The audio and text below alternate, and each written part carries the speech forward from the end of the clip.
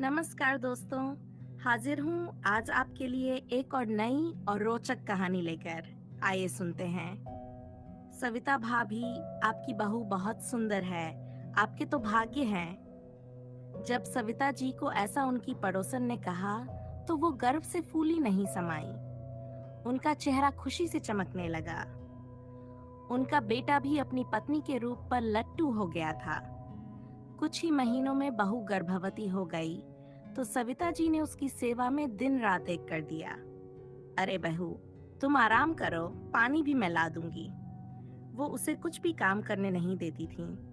धीरे धीरे बहू को भी आराम की आदत हो गई। अब तो उसे कोई काम करने का मन ही नहीं करता था। फिर 9 महीने बाद बहू ने खूबसूरत और स्वस्थ पुत्र को जन्म दिया। सविता जी खुशी से झूम उठी। उनका पोता, उनका नन्हा राजकुमार आ गया था। लेकिन जैसे जैसे समय बीता, बहू ने काम से बचने के बहाने खोजने शुरू कर दिए। मैं तो अपने बेटे में व्यस्त हूँ। दिखावे की आड़ में सारा काम सविता जी ही करती रहीं। उन्हें सब समझ आता था, लेकिन कुछ कह नहीं पाती थीं, क्योंकि डर था कि बेटा उनके खिलाफ हो जाएगा। समय बीतता गया।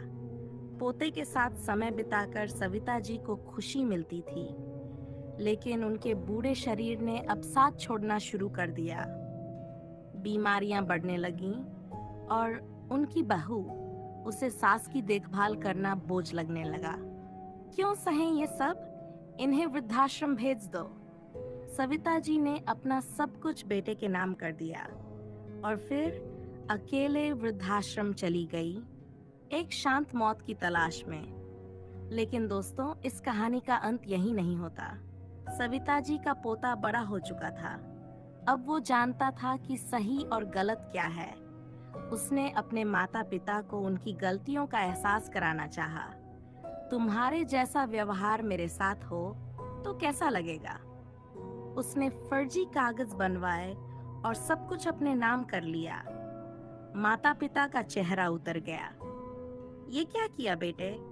जो आपने अपनी माँ के साथ किया वही तो कर रहा हूँ, लेकिन आपसे सिर्फ यही चाहता हूँ कि अपनी गलती का एहसास करें। आखिरकार माता पिता को अपनी गलतियों का भान हुआ। वो पश्चाताप और खुशी के आंसुओं में डूब गए।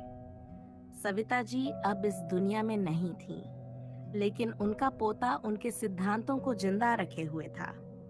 तो दोस्तों, इस कहानी से हमें ये सीख मिलती है कि जो बोओगे वही काटोगे। अगर आपको ये कहानी अच्छी लगी हो तो हमारे चैनल को सब्सक्राइब करें और इस वीडियो को लाइक और शेयर करना ना भूलें।